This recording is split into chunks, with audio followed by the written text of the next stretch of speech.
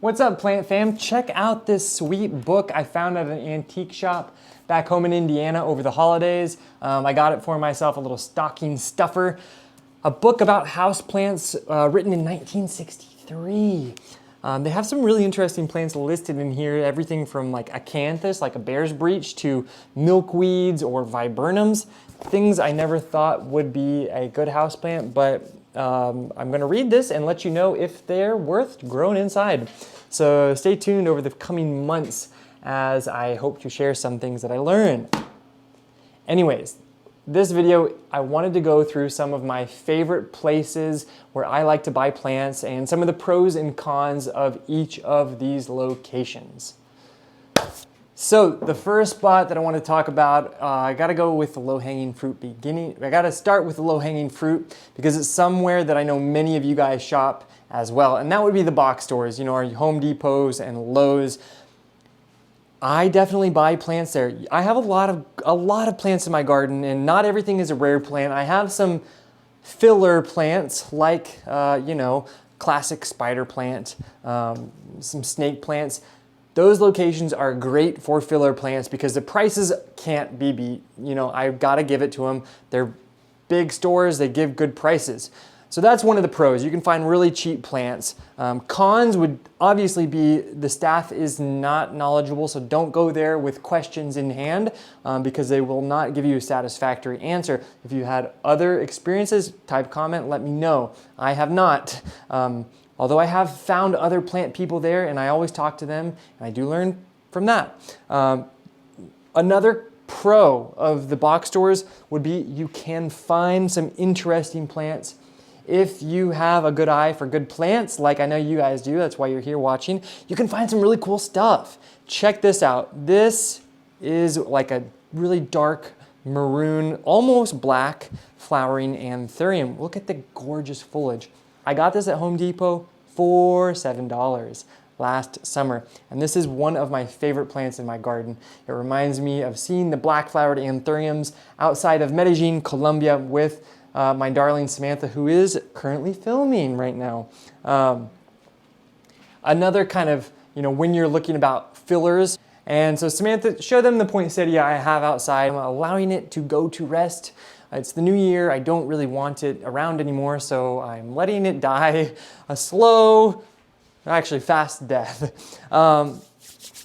Okay, so the second place that you need to always consider are the local greenhouses. Here in the, you know, eastern Pennsylvania, I have a lovely greenhouse that I like to go to called Wedgwood Gardens, and that is, you need to go to many of your different greenhouses to find out where you like best. I love them because they're super knowledgeable. They have a great staff that answers lots of questions, and I can find some really nice plants. And you know, I've developed good relationships with them. So when they get new stuff, they let me know. You know, I'm in contact with them via social media, and so going to your local nurseries is great. Some of the cons is maybe the variety is not always going to be the very, very best because they are trying to appease a larger audience, but pros are building that community. Some of the other plants that I've gotten from the local greenhouse over there, my fiddle leaf figs, my bambinos. I got my rubber plant there. You know, a lot of the tried and true house plants you can find at your local greenhouses for pretty good prices. And something that I became involved with from going there so often was being a part of that community brings me to number 3. That would be to join local clubs, local plant clubs. Now, this isn't somewhere where you're going to be buying plants, but it is a location where I have gotten many plants from, and that would be my plant swaps. I got all of these plants from a local plant swap. They were originally separate, but I have combined them together. This is a Syngonium pedophyllum, and I have some Tradescantia nyanuk. Now, what I love about the plant swaps is, of course, you are going to make friends. I literally go there, I'll bring 2 or 3 plants, and I have a mission. I talk to every single person at the plant swap. There's, you know, maybe 20 people, and you learn so much. Like, I've just learned so much from these plant swaps. You hear experiences, you meet other plant lovers in your community, and hopefully maybe you can exchange numbers, exchange social media handles, and have people to talk to about plants, which is such an important part of plants. It's more than beauty, it is a community, and that's why we have this YouTube channel, to create this community. So what are some of the other plants that I have acquired via a plant swap? And so one of my all-time favorite plants in my houseplant garden, it was kind of like a plant swap. It was a holiday plant swap a few years ago. I acquired this gorgeous agave from an agave collector that had been growing this for the last 20 or 30 years. That is such a sweet thing about plant swaps is you can meet, if you're younger, I'm 32, maybe you're 22, maybe you're 42, 52. You meet people of different ages that have been growing plants for different numbers of years. So swapping for this agave was a truly special day for me, and something that I plan to grow for the next 50 years, or until I find a holiday swap to swap it out at again. So somewhere else where you need to consider would be joining your local plant societies. Here in Pennsylvania, I'm a member of the Pennsylvania Hort Society. Back in Washington, I was a member of like 3 or 4 clubs, and those places are where I made some of the best connections. And from those connections, I found other local nurseries. Real plant people may not be the most tech savvy, and they may not have the best website where they list the best kind of plants that they grow or what they specialize in. But when you're a member of these clubs, you can meet other people that have experience visiting a nursery out in the middle of the countryside that specializes in oak leaf hydrangeas or some sort of wild orchids. I know that there's some really crazy orchid growers here in the middle of nowhere in Pennsylvania that I learned about from people I met in these horticultural groups or societies. So just do a little search online to find what your state, what your city, what your region has to offer. Pretty much every region has something for everyone. So that's kind of number 4. Okay, so number 5 would be buying plants online. There are such great plants to be found online. So the pro of buying plants online is the variety. Cons would be the cost for sure, and another con would be knowing if they're a reputable purveyor, a reputable seller of plants, if their plant material generally arrives good or not. But I have definitely bought plants online. Let me show you a couple that I have purchased recently. So one of my all-time favorite online growers that I've purchased many plants from, including this Burbigia Schizes something golden brush plant, would be Logees, Logees. They are from, I think, Connecticut, and I have purchased many plants from them. Everything comes in healthy, very safe. This plant, which is a Ixora javanica, also purchased from them. And what I love about them, they're like one of the original rare plant growers and sellers. Rare plants are much more popular now than when I first started buying from them, 10 years ago. But they have a great selection, and you can find plants that bring you memories. I bought this Ixora simply because I fell in love with them with Samantha when we were in Cartagena for a month a couple years ago. And so I searched on Logees, they had it, I bought it, and now I'm growing it. I'm growing that memory.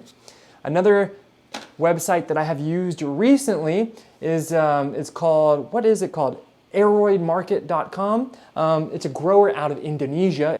If you saw my rare houseplant video from a few months ago, you saw that I received a bunch of unrooted cuttings from them. Actually, no, they were mostly rooted. It was like 50-50, including, which one is this? This is Alocasia regii. So they were actually, I'd never purchased from overseas before, so it was a little bit daunting, but they had beautiful plants that have, I think 6 out of the 7 have done very, very well. Check out my Philodendron Florida Ghost. I got this also from Indonesia. Yes, their prices can be a little bit higher than if you were to find them locally, but chances of finding something like this locally can be quite slim. So that's why I like to search abroad sometimes. You know, it's worth doing your homework to find growers and sellers that are good. Definitely talk with other, I know most people on social media that are plant people are great about responding to messages. I think I am, comments. They will give you their advice, they will give you their experience, and I think that is a huge, valuable asset to take advantage of. And so another thing worth shopping for online would be seeds. I have just created my little greenhouse over here, which you can see this is where I'm going to be starting a lot of my seeds, like my tomatoes, my cucumbers, my peppers. So buying seeds online is great. I have some from Totally Tomatoes. I also love Baker Seeds. I think they're out of Missouri. They do a great job. Johnny Seeds is a classic. A lot of people use them for really, really classic, heirloom varieties you cannot find elsewhere. So buying seeds online is also a wonderful option. So if you're in the market for bulbs, some of my favorite places to buy bulbs from, I love Brex and I love White Flower Farm. Those are the two companies that I have purchased all of my amaryllis bulbs from. Wonderful variety. It's expensive, but you can find great bulbs online, especially from those two purveyors, but also from many others as well. Another place where you should absolutely do a little bit of investigating, see if there's something nearby. See if there's any local plant purveyors that are specialists in rare plants. Here in Pennsylvania, some of my friends, they have a business called the PA Orchid Exchange, and I've gotten some gorgeous plants from them, including this Anthurium vitarifolium, which is flowering at the moment. Okay, and last but not least would be my family's business, Roberta's Gardens. We grow all sorts of things for the outdoor garden, also for the inside, tomatoes, cucumbers, veggies, all sorts of stuff. We have a really nice variety of plants that we grow each year, and our inventory is constantly changing from year to year. We try not to repeat from one season to the next, so it kind of keeps our offerings kind of cool. A few years ago, we were one of the first people to offer the Chinese money plant, the Pilea peperomioides. Another great house plant that we have grown for many years and offered for many years would be a Dracaena, but a very, very fat trunked Dracaena, something that I have never seen really elsewhere. So Roberta's Gardens, that's my family's business. We do some pretty cool stuff. So you should check us out as well if you are in the markets for new plants. Anyways, that was kind of a long-winded way of giving some of the pros and cons of my personal favorite locations where I buy plants and why I buy plants where I buy them from. Anyways, I hope that was helpful. If you do still have some questions, leave a comment below. You can definitely check out my Instagram page where I'm posting almost every single day for new plant content all the time. Thank you for joining, and I will catch you later. Ciao.